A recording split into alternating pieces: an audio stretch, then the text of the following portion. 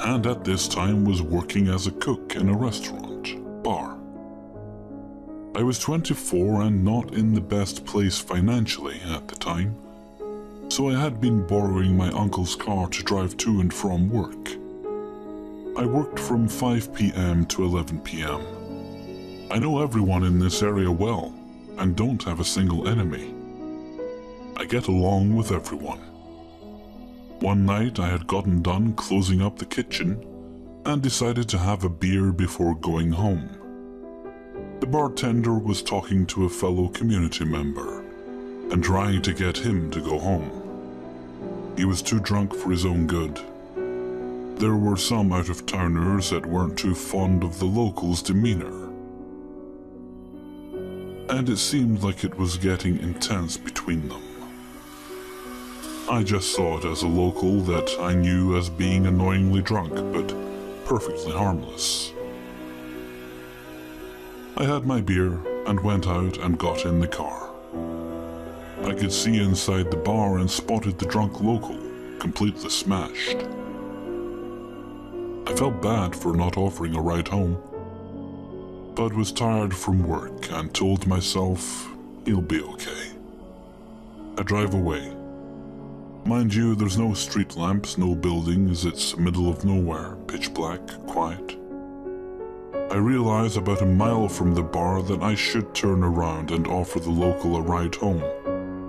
He didn't live far, and it wouldn't be far out of my way to do so. I turn around at a muddy turn and go back. I get in the bar, and I basically was short with the local and told him that I would pick him up in the morning and he could get his truck sober. That I'll give him a ride home tonight. I was 24 at the time and a small-built female. He was a smaller-built, 35-ish looking male. I knew this guy had hit on me in the past, but I assumed he was just a 35-year-old weirdo who was lonely. I always shrugged off his advances. Anyway, with a couple of minutes of reasoning, he finally hopped in the car and I took off, driving towards his home, about 5 miles away on winding mountain roads. I didn't notice anything really at first. He seemed drunk, quiet, mumbly. But not too long into the drive, he starts saying thank you, how nice I am to help him out. I say the usual, of course, no problem. Couldn't let him be there knowing full well he wasn't able to drive. This is where I start getting creeped out. I make a turn on the road he lives on. It's a long road, not many houses. All of the driveways are long, about a mile or two, so you don't see any houses. He gets really quiet, and it's dark in the car. I can't see him really well. I notice him look at me though. I could see the reflection of his eyes from the dim lights on the radio. This is something I remember vividly. His eyes gleaming, kind of green from the lights on the radio knobs. He was just looking at me. I, without returning his gaze, said, "What's up? Why are you looking at me like that?" He says to me, "You're so pretty. I never get this chance to be alone with you." I shrugged it off, trying to play it cool, although I started regretting my decision. All of a sudden, he reaches over to me while I'm driving and tries to put his hand, I'm assuming, on my breast. But instead, his hands land on my shoulder neck area. I start yelling at him, telling him to stop. I slam on my brakes. In the middle of the road, no one is behind me, there's no one for miles, and I scream at him to get out of this car now. And I repeat it over and over. At this point, I had my hands off the wheel and I was trying to push him out of the car. I had leaned over and opened the car door. I had never in my life realized my own strength, my own weak strength. This 30-something male was not budging against me. I notice him laughing a really sloppy laugh. He says, "You and I both know that no one's around." I said to him, "We just left the bar. At least 5 people know where I am going. Please stop. Here's a flashlight. Walk on home. I'm done with you tonight." He is quiet for a minute before saying, "I don't feel like walking much." The way he said it scared the living shit out of me. I start screaming, not a hoarse scream, but like an ear-piercing scream. I knew the scream was strong and loud, and I had hurt even my own ears. Just hoping someone had their windows open somewhere off in the woods. But nothing happened. We struggled for what felt like minutes as he kept trying to come at me. This entire time, I was kind of laughing. He was drunk, so that was probably my only advantage. I was not. He was sloppy and trying to attack me for whatever reason. I pushed on him like I had never pushed on anything in my life. I pushed so hard that I felt my arms just burning with pain. When he finally gets out of the car, I slam on the gas, not even bothering with the door. Remember, I was headed down a long-ass road in the middle of nowhere, and not on my road. It's a dead-end road after about 20 miles, so I keep driving down this road I know well, knowing full well I will need to stop to turn around. But this road is like 1.5 lanes wide, and there's hardly any turnouts. When I finally do, I turn around fast and in someone's dirt driveway, afraid of the car being still for even a second. I take off driving, knowing he'll be up ahead any second. I never see him. I never see him again. He was a local I'd known for years and saw frequently. I don't know if he took off to another area from embarrassment or what, but I never saw him again. I arrived home, shaking, red, scratched, out of breath. My boyfriend and our friend were at home playing Jenga, and I told them immediately. And they knew who it was too, and they went to try and find him. Never saw him again. That was last November. And let's hope I never meet up with him again. 2. So a few years ago I used to work at the Waffle House in a college town, so weird people really aren't that unusual. To start off, there are only 2 24/7 restaurants there, and I worked 3rd shift at the Waffle House. Sometimes when a person's car would break down, the police would drop them off at one of these 2 places. They weren't supposed to, so they'd drop them off within walking distance, but not actually outside, like some shitty loophole. So one night, I was working with a cook and another waitress. We'll call them Mark and Cassie. Around 11 p.m., this old guy wanders into the lobby with a little bag. First off, we don't usually get older people after around 8 or so at the latest. Second off, dude's creepy as fuck. He starts off telling us about how his car broke down on the highway, and the police dropped him off in the parking lot next door. I feel bad for him, because it's the middle of the night, he's not from around here and he has no money. So I pour him coffee and I don't charge him. My co-workers are usually on drugs, so I assume free coffee isn't going to get me fired. This is when the guy just starts talking my ear off.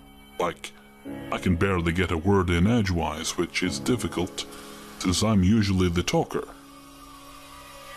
He talks about what happened to him, and then starts trying to sell the tools he has in his little bag. Of course we say no, but he just keeps asking about it. He also starts wandering in and out of the store. The first time he does so, Mark, who's ex-military, searches his bag to make sure he doesn't have any weapons because he's starting to raise some eyebrows. There's nothing but tools though, so we feel marginally safer. When he comes back in, I keep talking to him. Mark and Cassie nope the fuck away to the other side of the store and watch. Keep in mind, this guy is literally the only person here. We don't start getting people until 1:30 when everyone leaves the bars. Now he's starting to talk about a lot of weird things. I tell him I'm interested in studying prisons, and he tells me the best way to do that is to get arrested. He then starts talking about how he used to be in prison but never says why. He's starting to make us really nervous, so I start to draw him. In case the dude decides to murder us, we'll have something, because I'm good at drawing things I can see. There's a low little wall where we can usually write out customer receipts, so I can draw him without him noticing. Not that it matters, since he's looking straight ahead while he talks to me. We start getting customers because it's about 1 a.m. Bars let out at 1, so anyone who can drive gets there at 1, while those who walk get there 30 minutes later. And this guy keeps talking no matter where I am. He doesn't raise his voice or anything. He just keeps talking at the same level even when I walk away to take care of other customers. At this point, I'm starting to think this guy is schizophrenic.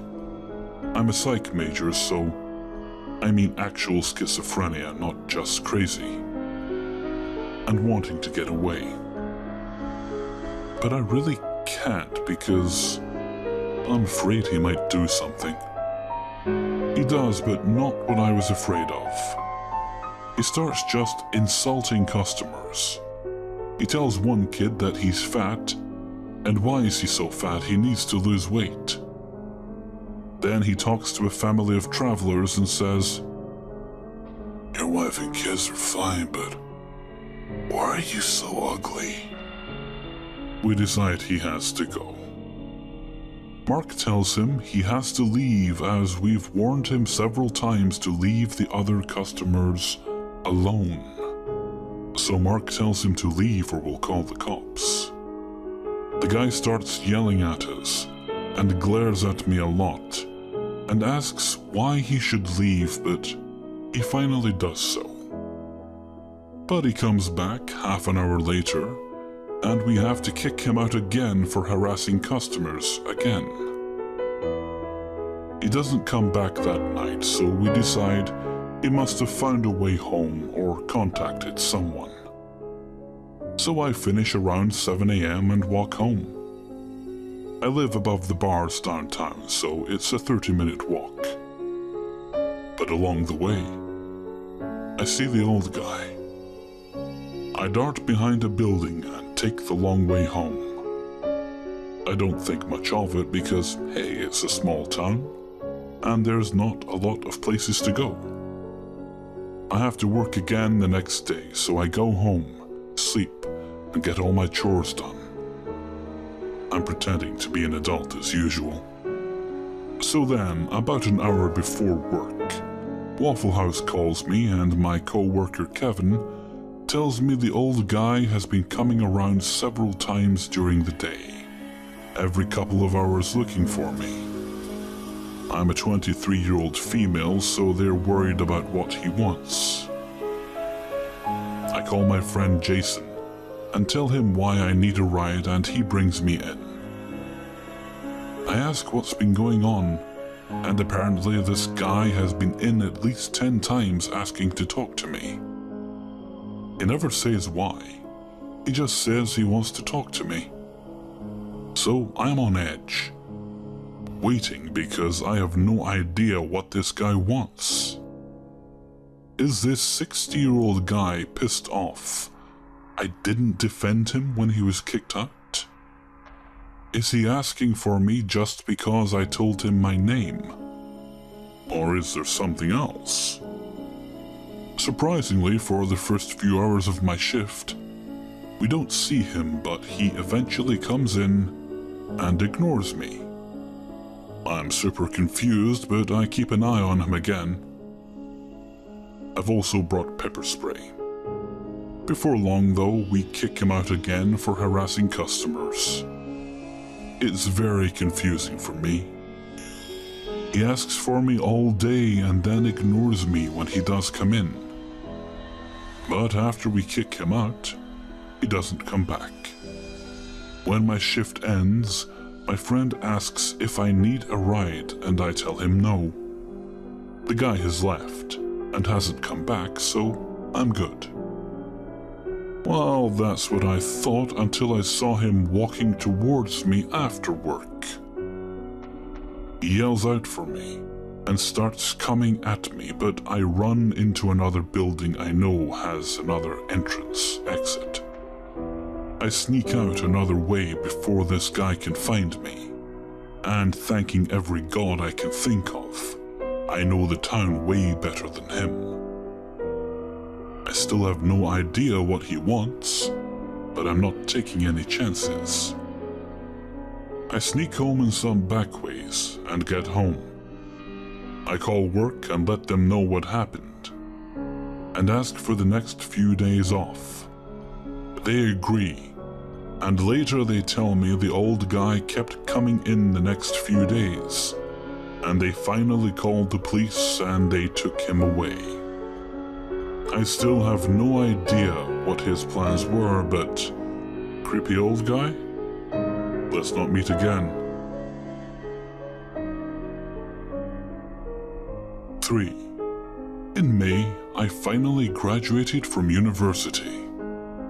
My school is in a very safe, very upper middle class community. Most instances of crime were committed by students and were typical of most college campuses: sexual assault and burglary. Reported incidences of crime were typically on campus or in the downtown area and frat row. My school also has a few highly publicized sexual assault scandals, so I was always wary of dangerous situations and avoided being most places alone at night. I lived off campus in the area that backed up to a part of town that was mostly families and the elderly. I never really felt unsafe until my senior year, when I had 2 run-ins with peeping Toms. The first incident happened at the beginning of my final spring semester. I was often at my friend's apartment on the opposite end of town, usually just to hang out and do some homework. Their apartment was a part of a complex that was solely for students, and more or less run by the university. 4 of my friends lived in this suite-style apartment on the ground floor. But on this night, which was a Sunday, only 2 of them were home, and another was driving back to the area that night from her parents' house. All of us actually come from the same geographic area, and since graduation, we all still live near each other, which is great. I was hanging out with my one friend who lived in the apartment. We'll call her Pat. And another friend that lived in the same building. We were waiting on our other friend, Brianna, who was driving back that night. I really wanted to wait for Brianna, but she is pretty notorious for being late.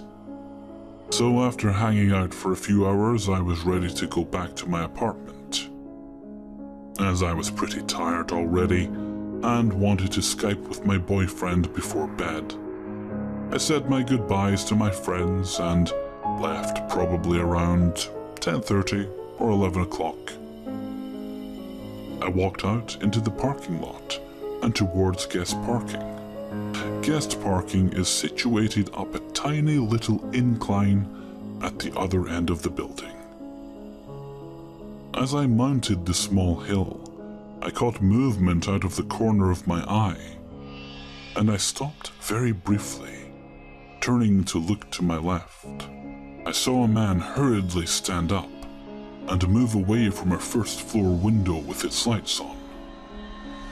I remember he was distinctly middle-aged, heavier set and balding, wearing a red t-shirt and jeans. My presence seemed to spook him, as he began to move around the back of the building out of my sight. He was also not very far from me, and I was spooked as well, so I quickly moved up the hill and got into my car. It was highly unusual to see a man of his age in the apartment complex, and my internal alarms were going off. When my doors were locked, I texted my friend Pat to tell her to make sure all of their windows were locked and that they secured their back door, which didn't have a working lock. The apartment complex was slow to address tenant complaints. I told her I saw a man creeping around the first floor windows, and I knew our friend Brianna often left her window unlocked so she could open it when she smoked. After alerting her, I drove back to my apartment, which took about 5 minutes. I was a little shaken and I basically sprinted from my car to my apartment's back door. When I got inside, I Skype called my boyfriend and checked my texts. Pat and the other roommate that was home had locked all the windows and turned off the lights in the main living area. Pat told me I should report the incident to the police, and I was a little torn about doing so.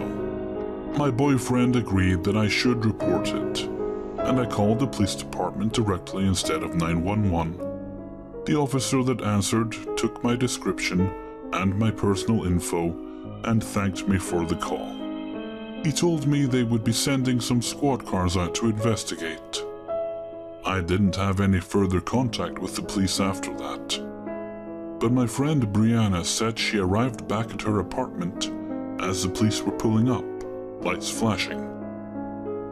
Apparently they couldn't find the guy, but the apartment complex did issue a warning and the description of the creeper. I'm glad I did call the police, even if they didn't find the man. My next encounter with a peeping Tom happened closer towards the end of that same semester. This is the one that scared me the most. For the first time in my life, I had my fight or flight instincts kick into overdrive.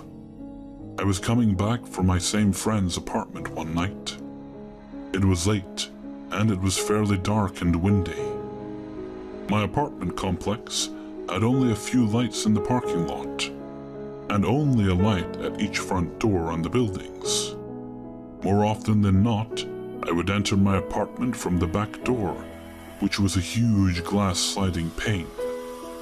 The backs of the apartment buildings were not lit, and each ground floor patio and bedroom window had hedges next to them, which made hiding pretty easy. On this particular night, I should have entered through the front door, but the back door was closer and I wanted to get inside and out of the wind. I walked across the parking lot and to the back of my building, head down against the wind. I looked up as I got closer to my apartment, and my heart leapt into my throat. There was someone standing behind my neighbor's bushes, directly in front of their bedroom window. The silhouette was distinctly male with short hair and broad shoulders. My fear was instantaneous. Whoever it was had seen me, and they ducked pretty quickly behind the bush, knowing they had nowhere to really run with me right in their path. I remember cursing myself because I had left my knife in my purse, and I had nothing in my backpack to defend myself with. I only had my keys in my hands. As I struggled with the lock in the darkness and got inside quickly as I could, I locked the door and drew the curtains shut, backing away into the darkness. I was fucking terrified at this point. I thought I was alone in the apartment, and I thought this guy definitely knows where I live now. The only thing separating me from him was a glass pane. I rushed into my living room, livid that the apartment complex didn't put locks on our doors. I called my boyfriend almost in tears, telling him what happened as I looked for my knife. He stayed on the phone with me for a little bit as I calmed down. He was angry that there was nothing he could do for me being so far away.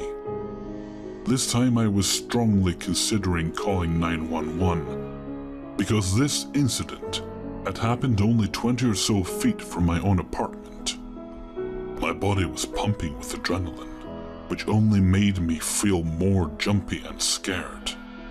However, my boyfriend told me that the guy was probably gone at this point anyway, and that seeing me had scared him off.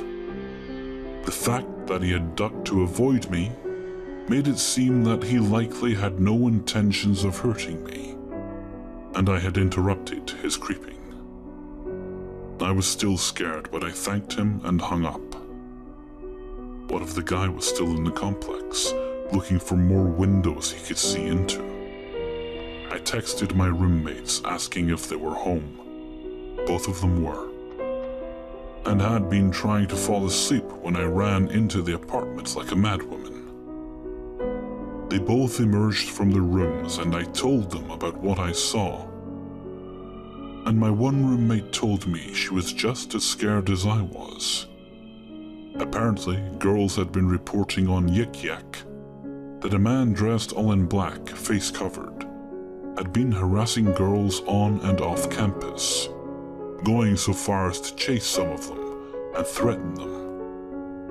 I was hoping the individual that I encountered was not that person. I didn't sleep a wink that night. My bed was directly underneath a large window that sat at ground level. I was always uneasy about it, but that night it was much worse. I felt safer knowing I wasn't alone, but for the rest of the semester, I was extra cautious at night. When I came home from work or from my friend's place, I always had a knife in a reachable pocket. In hindsight, I really regret not reporting the incident to the police or the apartment complex. I didn't even say anything to our neighbors.